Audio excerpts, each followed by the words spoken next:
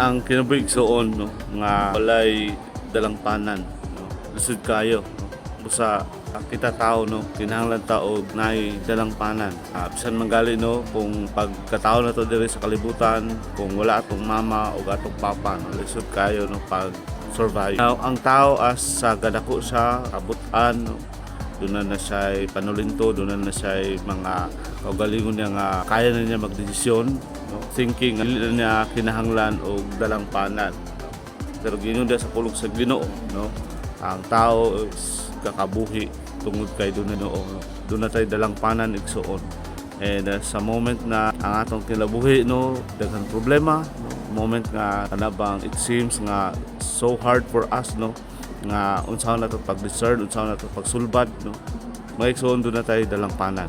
Wala lain kundi ang Ginoo. Kana lang dalaygon ng Dios.